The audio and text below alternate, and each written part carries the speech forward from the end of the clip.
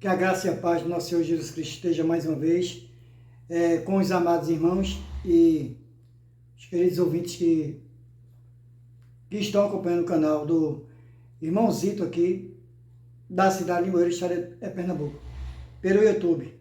E desde já eu agradeço a todos que escutaram o canal, né, durante esse ano de 2023, o qual depois de amanhã já entra o ano novo, que é o 2024. Desde já agradeço a todos de coração e desejo a todos vocês, sendo evangélicos ou não, um ótimo 2024, um ano novo cheio de saúde, paz e prosperidade para todos. Eu vou fazer o último trabalho do início do ano e vou louvar o hino, não é do cantor cristão, hoje é da harpa cristã. Tudo nós temos que ser gratos a Deus. Eu sou grato a Deus por esse ano de 2023, ter me guardado, ter me sustentado até aqui, né, com a saúde, pouco saúde, mas também de ter gravado e ter iniciado esse programa no YouTube. Agradeço também desde já a meu amigo que está aqui gravando, o Alisson, que ele tem se comprometido a gravar todo sábado aqui, é um programa diferente. Eu vou louvar a todos com o hino da harpa cristã, que é um hino grato a ti, que nos diz assim: ó meu Senhor, dá-me mais gratidão por tudo que tu fizestes por mim, por tua graça no meu coração, que me encheu de ventura sem fim. Mais grato a ti, mais grato a ti, mais consagrado, ó, faz-me, Senhor, mais humilhado e cheio de amor, faz-me mais grato a ti, mais grato a ti. E graça deste ao meu coração, a santidade, a paz e a fé, gozo celeste e consolação, e liberdade de estar a teus pés. Mais grato a ti, mais grato a ti, mais consagrado, ó, faz-me, Senhor, mais humilhado e cheio de amor, faz-me mais grato a ti, mais grato a ti. Ó meu Senhor, tu fizestes por mim o que ninguém poderia fazer. Na cruz pregado vertestes assim sangue no qual sempre posso vencer. Mais grato a ti, mais grato a ti, mais consagrado, ó, faz-me, Senhor, mais humilhado e cheio de amor, faz-me mais grato a ti, mais grato a ti.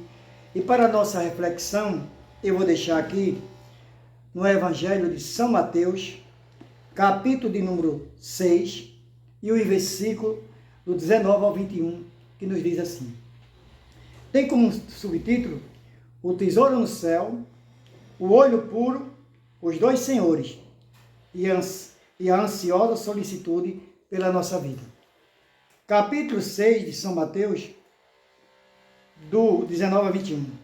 Não ajuntei tesouros na terra, onde a traça e a ferrugem tudo consomem, e onde os ladrões minam e roubam. Mas ajuntais tesouro no céu, onde nem a traça nem a ferrugem consomem, e onde os ladrões não minam nem roubam. Porque onde estiver o vosso tesouro, aí estará também o vosso coração. Esses 3 versículos são do livro de São Mateus, do Evangelho de São Mateus, capítulo 6, e o versículo do 19 até o 21, né? Nosso Deus nos abençoe. Agora vamos dar início ao último trabalho do ano. É uma pregação que eu tirei justamente nesses versículos, né? Onde fala o tesouro da terra e o tesouro do homem. E vou também falar de um homem que é muito conhecido na história, que é Alexandre o Grande, né? Mas, para dar início aqui, como eu li aqui nos 3 versículos, que eu já li aqui, em São Mateus também. O versículo 21 do Evangelho de São Mateus, capítulo 6, versículo 21, diz assim: porque onde estiver o teu tesouro, aí também estará o vosso coração. Esse versículo é correlacionado com no livro de Lucas, capítulo 11, versículo 34, que nos diz assim: a candeia do corpo é o olho. Sendo, pois, o teu olho simples, também todo o teu corpo será luminoso. Mas se for mal, também todo o teu corpo será tenebroso. Então, se o corpo da gente é como uma candeia iluminada pelo Espírito Santo, então o nosso corpo ele será como uma candeia, né? Como iluminado lá por dentro, através do Espírito Santo de Deus. Mas se o nosso corpo desejar mal, se for mal, desejar mal ao próximo, então ele se torna tenebroso, uma coisa horrível, um homem mau, né? Tenebroso, como se fosse um corpo cheio de doenças, de lepra, de doenças contagiosas, e não é bom diante de Deus e do Senhor. Agora, eu vou falar um pouco os irmãos entenderam, e os queridos ouvintes, falar um pouco de um personagem que não é da Bíblia, mas é da história do mundo, de Alexandre o Grande. Alexandre foi um imperador, um grande imperador. Aqui nos diz que foi no período de 333 anos antes de Cristo, que ele foi imperador. E um grande conquistador, né, de muitas terras, países. Então ele foi um grande conquistador e foi um homem muito rico, né? Porque ele era imperador, tinha suas riquezas muito e conquistava tudo. Então quem foi Alexandre o Grande? Eu só tirei aqui, simplifiquei um pouco da sua biografia e os 3 pedidos que ele fez antes de morrer aos seus generais ou aos seus ministros da época, não é? Alexandre Magno se destaca como o maior conquistador na história da sua época. Ele derrotou o exército medo-persa em 333 anos antes de Cristo, tornando a Macedônia na potência de seu tempo. Ele estendeu seus domínios até o Egito, Ásia Menor, Babilônia e Pérsia, alcançando inclusive o norte da Índia. A semelhança dos persas, tratou com tolerância aos judeus, promoveu o florescimento do idioma e da cultura dos gregos e fundou diversas cidades, entre as quais Alexandria. No Egito, ele morreu com a idade de 33 anos, com a mesma idade que morreu Jesus. Com ele também morreu o seu império. Então, ele morreu com a mesma idade de Jesus Cristo. Não que vamos comparar Alexandre Grande com Jesus Cristo. Seja bem claro. Mas a comparação da idade. Ele morreu com 33 anos. A mesma idade que Cristo Jesus morreu quando entregou sua vida lá na cruz do Calvário para o resgate do nosso pecado, num lugar chamado Gólgota, ou Monte das Caveiras. Lugar horrível, não é? Mas é só a comparação, foi a mesma idade de Cristo Jesus, em termos da idade. Ele morreu com 33 anos. Então, Alexandre Grande, em uma de suas viagens à Índia, ele contraiu uma doença que infeccionou desde a garganta até o tórax. Então, ele contraiu essa doença no país da Índia e essa doença, essa enfermidade, tapou a garganta dele até o tórax. Ele não podia comer, se alimentar, e ali ele foi morrendo, faltando ar sufocadamente, não é? E também,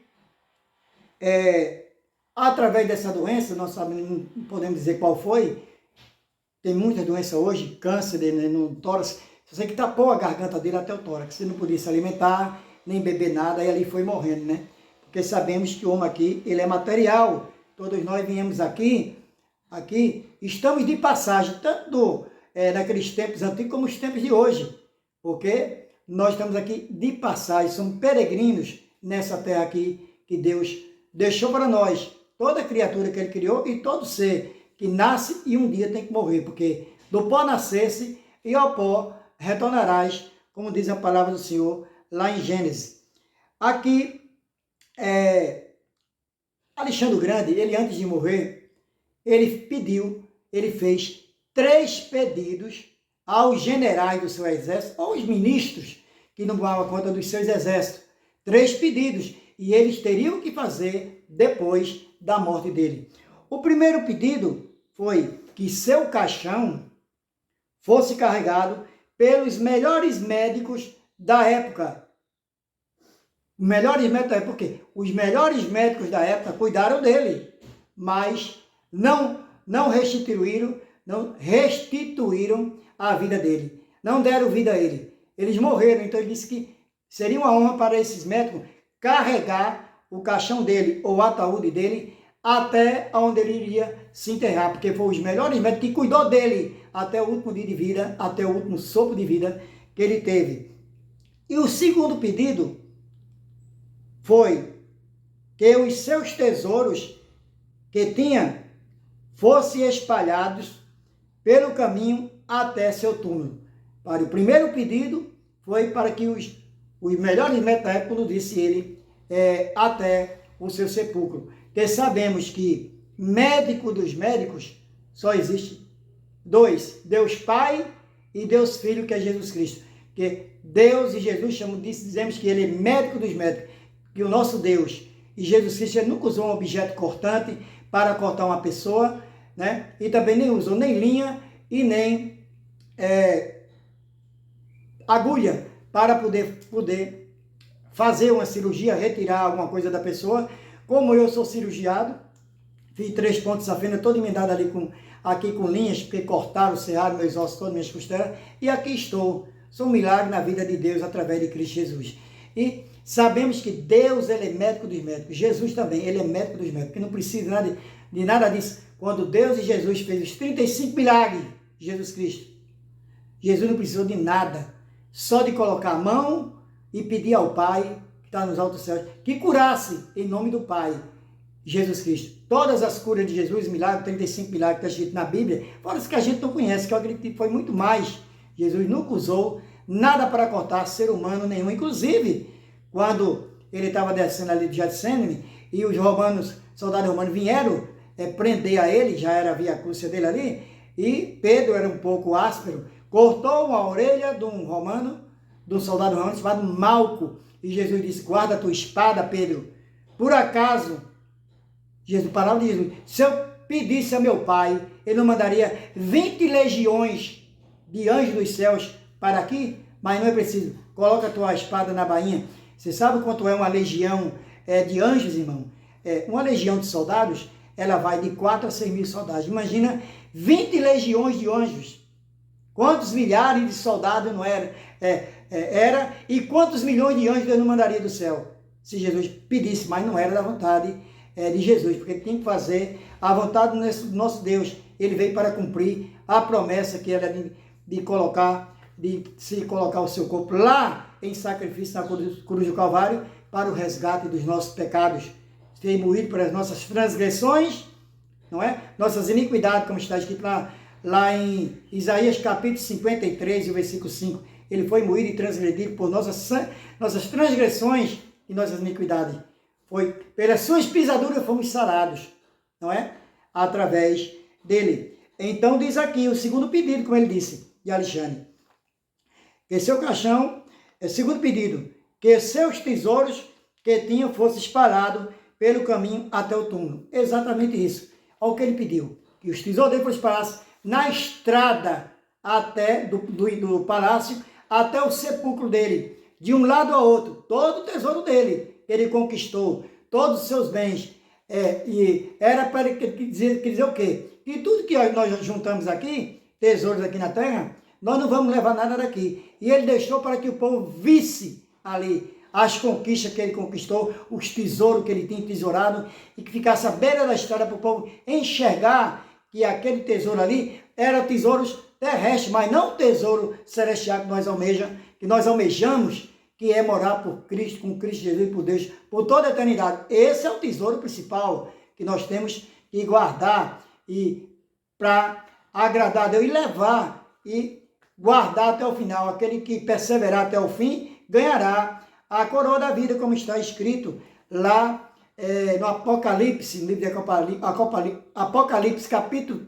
3, e o versículo 11, que diz assim: guarda o que tens para que ninguém tome a tua coroa. Geralmente é assim. A gente tem que guardar o que tem, mas na espiritualidade, não no material.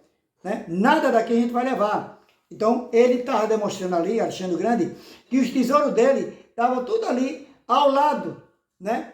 Na estrada até o seu sepulcro. Mas ele já sabia que era para o povo entender que daqui nada ele ia levar. E o terceiro pedido dele foi: eu quero que minhas mãos fiquem para fora do caixão, de modo que as pessoas possam ver. Viemos com as mãos vazias e de mãos vazias voltamos à sepultura. Então, o que quer dizer isso? Ele mandou colocar o seu corpo dentro do ataúde, na época um caixão, mas mandou abrir um buraco perto ali das argolas do caixão, só as duas mãos dele para fora ali do caixão assim. Não é o braço das mãos. Quer dizer, que ele quis dizer com isso, que ele quis dizer que ele veio à terra com as mãos vazias e ia voltar ao sepulcro lá onde ele foi enterrado, sepultado, também com as mãos vazias, porque nada ele levou daqui, a não ser a sabedoria que Deus deu a ele, né? E também na parte material e espiritual, principalmente na parte espiritual, se ele aceitou a Cristo Jesus, porque não sabemos nada se ele tinha aceitado a Cristo Jesus na época já, mas pelo relato daqui, eu acredito que não, mas deixou na história aqui. Quer dizer, com as mãos vazias ele voltou. Nós nascemos com as mãos vazias e voltaremos ao pó com as mãos vazias. Quer dizer, como está escrito lá no livro de Jó, né? Capítulo 1 e o versículo 1, que nos diz assim: e disse-lhe Jó: no saí do ventre da minha mãe e no tornarei parará. O Senhor deu, o Senhor tomou. Bendito seja o nome do Senhor. Então é isso. Jesus dá tudo a nós, né? Como disse aqui Jó. Ele nu nasceu, veio do ventre da mãe dele nu, veio do ventre da mãe dele e voltaria nu ao seu sepulcro, como ele voltou também. E ele disse aqui, né? Diz aqui, como disse Jó, o seu Deus nos deu, o seu Deus tomou. Bendito seja o nome do Senhor. E na epístola de 1 Timóteo, capítulo 6, versículos 6 e 7, diz assim: 1 Timóteo, capítulo 6, 6, diz assim: porque nada trouxemos para este mundo, e manifesto é que nada podemos levar dele. Então, desse mundo aqui a gente não vai levar nada, só as boas obras e aquilo que fizemos de bom aqui, porque um dia temos que prestar conta a Deus, tudo que fizemos de mal ou de bom. Deus deu ao ser humano o livre-arbítrio nesta vida. Nós temos muitas opções de escolha. Podemos escolher quase tudo. Somente há duas coisas que Deus deu no seu nascimento e o dia da sua morte. Não deu direito de nós escolher. Nós não escolhemos de nascer e também não sabemos o dia de morrer. Isso só cabe ao nosso Deus, que nem o próprio Jesus, ele revelou para os seus discípulos o dia que eles iriam morrer e da forma que ele iria morrer. Deus guardou isso para ele, mas só na segunda vinda de Jesus é que ele vai relatar. Cada um dos seus vai ser levado por toda a eternidade aqui para morar com ele, com Jesus, por toda a vida. E aqui também, na primeira epístola de Timóteo, capítulo 6, versículo 7, agora diz: não escolhemos vir ao mundo mas temos o direito de onde vamos viver eternamente. Exatamente. As nossas decisões e escolhas determinarão o nosso futuro. Toma uma decisão feliz, escolhendo a Jesus Cristo como seu único e suficiente Senhor e libertador e salvador da sua vida. Exatamente, nós temos livre-arbítrio de escolher se queremos aceitar Cristo como nosso libertador e salvador, porque só através dele é que podemos ganhar a salvação, como está escrito no Evangelho de João 14, o versículo 6. Capítulo 14 de João e o versículo 6 do Evangelho de João. Palavra de Jesus, disse Jesus: eu sou o caminho e a verdade e a vida. Ninguém vê o Pai senão por mim. Então diz aqui também, amados irmãos, queridos ouvintes, a gente vê aqui que essa história de Alexandre o Grande, você vê, né? Um homem conquistou tudo, um imperador, não é? Nos anos de 333 anos antes de Cristo, foi o maior conquistador da época, e inclusive morreu com a mesma idade de Jesus Cristo, mas sabemos que ele ganhou tudo materialmente aqui, mas morreu, né? Ele faleceu e fez esses 3 pedidos. Agora a comparação que a gente faz entre Alexandre Grande e o dia de hoje é o seguinte: ele fez 3 pedidos e o último dele, repare só, ele mostrou as 2 mãos fora do caixão e fizeram isso, fizeram os pedidos dele. Quem quiser estudar um pouco a biografia de Alexandre o Grande e os seus 3 pedidos que ele fez aos seus ministros, aos seus generais, vocês vão ver que a história é verdadeira, está escrito em vários livros de história. E Alexandre o Grande também, ele era muito estudioso, tinha a maior biblioteca do mundo na época, e ele não tinha ainda a Bíblia evangélica, e ele conseguiu, não sei de que modo conseguiu, a Bíblia evangélica, não é? Da época, e colocou na sua biblioteca, um livro raro na época, mas ele colocou lá esse livro, para que ele viesse ter a palavra de Deus ali, diante de muitos livros, que é o maior livro da terra. E sabemos que a Bíblia Sagrada, ele não um livro comum, como eu disse anteriormente numa pregação aqui. Este livro, a Bíblia Sagrada, é o best-seller do mundo, é o livro mais vendido no mundo todo até hoje, não é? Como eu disse bem antes, que as primeiras cópias da Bíblia foram feitas só 300 cópias numa gráfica.